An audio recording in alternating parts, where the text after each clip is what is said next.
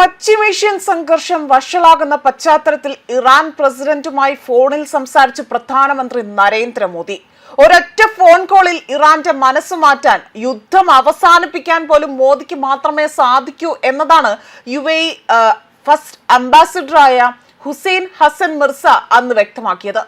എന്നാൽ അതിപ്പോൾ യാഥാർത്ഥ്യമാകുകയാണോ എന്ന ചോദ്യമടക്കമാണ് ഇപ്പോൾ പുറത്തു വരുന്നത്. പ്രധാനമന്ത്രി നരേന്ദ്രമോദിയുടെ നയതന്ത്രത്തിൽ കാര്യങ്ങൾക്ക് കുറച്ചുകൂടി എളുപ്പമാകുമെന്ന് ഇവിടെ ഈ നേതാവെന്ന് വ്യക്തമാക്കുകയാണ് ചെയ്തത്. അതായത് ഇസ്രയേലിനെയും ഇറാനെയും നിലയ്ക്ക് നിർത്താൻ ഈ ഒരൊറ്റ നേതാവിന് മാത്രമേ സാധിക്കൂ എന്നതായിരുന്നു അദ്ദേഹം അടിവരയിട്ടത്. എന്നാൽ ആ ഒരു രീതിയിലേക്ക്, അല്ലെങ്കിൽ അദ്ദേഹം പറഞ്ഞ ആ പ്രസ്താവനയോട് അടുത്ത് നിൽക്കുന്ന രീതിയിലാണ് ഇപ്പോൾ പ്രധാനമന്ത്രി നരേന്ദ്രമോദി ഇപ്പോൾ ഇറാൻ പ്രസിഡന്റ് മസൂദ് പെസൻഷ്കിയനുമായി തന്നെ അവിടെ സംസാരിച്ചിരിക്കുന്നത്. ആയതിനാൽ തന്നെ ഈ സാഹചര്യം സുഗമമായി കൈകാര്യം ചെയ്യാൻ പ്രധാനമന്ത്രി നരേന്ദ്രമോദിക്ക് സാധിക്കും. ആയതിനാൽ തന്നെ വർദ്ധിച്ചു വരുന്ന ആശങ്ക അത് പങ്കുവയ്ക്കാനായിരുന്നു ഇരു നേതാക്കളും തമ്മിലുള്ള സംഭാഷണം ഫോണിലൂടെ നടന്നത്. ഈ മേഖലയിൽ സമാധാനം പുനഃസ്ഥാപിക്കാനുള്ള ഇന്ത്യയുടെ പ്രതിബദ്ധതയെ മോദി ഇറാൻ പ്രസിഡന്റുമായി തന്നെ അദ്ദേഹത്തോട് അറിയിക്കുകയാണ് ചെയ്തിരിക്കുന്നത്.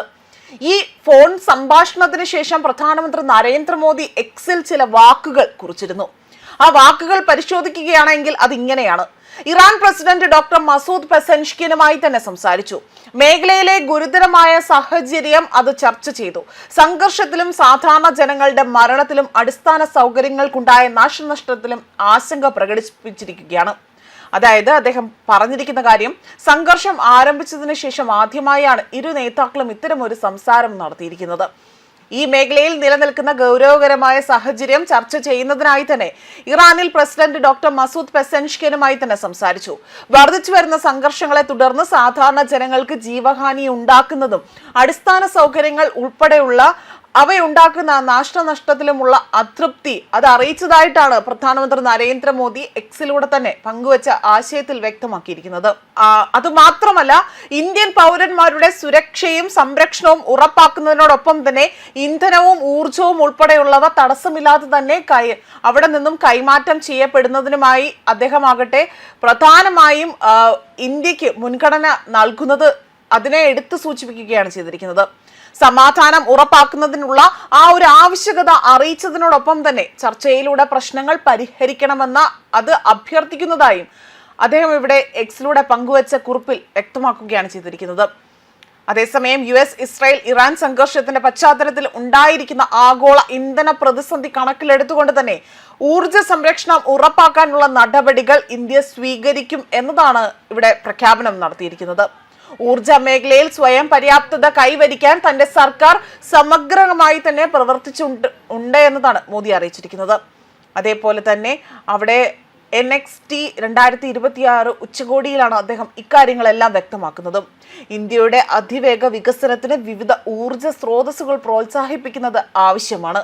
ഇതിനായി തന്നെ തങ്ങൾ 2 തലത്തിൽ പ്രവർത്തിച്ചിട്ടുണ്ടെന്നും ഒന്നാമതായി തന്നെ രാജ്യത്ത് ഊർജ ലഭ്യത അത് വർദ്ധിപ്പിക്കുന്നതിനായി തന്നെ അടിസ്ഥാന സൗകര്യങ്ങൾ നിർമ്മിച്ചു. രണ്ടാമതായി തന്നെ ഊർജത്തിനായി തന്നെ വിദേശ സ്രോതസ്സുകളെ മാത്രം ആശ്രയിക്കേണ്ടതില്ല എന്നത് ഉറപ്പാക്കി. അതിനായി തന്നെ ഊർജ മേഖലയിൽ സ്വയം പര്യാപ്തതയ്ക്ക് ഊന്നൽ നൽകുകയുമാണ് ഇവിടെ ചെയ്തിരിക്കുന്നത് എന്നതാണ് പ്രധാനമന്ത്രി നരേന്ദ്രമോദി അറിയിച്ചിരിക്കുന്നത്. അതോടൊപ്പം തന്നെ പശ്ചിമേഷ്യയിലെ ലക്ഷക്കണക്കിന് വരുന്ന ഇന്ത്യൻ പ്രവാസികളുടെ സുരക്ഷയും ഭദ്രതയുമാണ് ഇന്ത്യയുടെ പ്രഥമ പരിഗണനയെന്നും അദ്ദേഹം ഇവിടെ ഊന്നി പറയുകയാണ് ചെയ്തിരിക്കുന്നത്. മേഖലയിലെ ഗുരുതരമായ സ്ഥിതിഗതികൾ പ്രസിഡന്റ് മസൂദ് പെസൻഷ്കിയനുമായി തന്നെ ചർച്ച ചെയ്തു. സിവിലിയൻ അടിസ്ഥാന സൗകര്യങ്ങൾക്കുണ്ടാക്കുന്ന നാശനഷ്ടങ്ങളിൽ ആഴത്തിലുള്ള ഉത്കണ്ഠ അറിയിക്കുകയും ഇന്ത്യൻ പൗരന്മാരുടെ സുരക്ഷയ്ക്കൊപ്പം തന്നെ അവിടെ ചരക്കുകളുടെയും ഊർജത്തിന്റെയും തടസ്സമില്ലാത്ത ഗതാഗതം ഉറപ്പാക്കേണ്ടത് അത് അനിവാര്യം, അല്ലെങ്കിൽ അത് അത്യാവശ്യമാണ് എന്ന് തന്നെയാണ് അദ്ദേഹം വ്യക്തമാക്കുന്നത്. യുദ്ധം ആഗോള ഊർജ വിതരണത്തെ ബാധിക്കുന്നതിനിടയിലാണ് ഹോർമുസ് കടലിടുക്ക് വഴിയുള്ള ഇന്ത്യൻ കപ്പലുകളുടെ സുരക്ഷയും ഇതിൽ ചർച്ചയായിരിക്കുന്നത്. മാത്രമല്ല, കഴിഞ്ഞ ദിവസം മറ്റൊരു കപ്പൽ അവിടെ എത്തിയതായുള്ള വിവരങ്ങളടക്കം പുറത്തു വന്നതിന് പിന്നാലെയാണ് ഈ ഒരു സംഭാഷണം ഇപ്പോൾ നടന്നിരിക്കുന്നതും. ന്യൂസ് ഡെസ്ക് കർമ്മ ന്യൂസ്.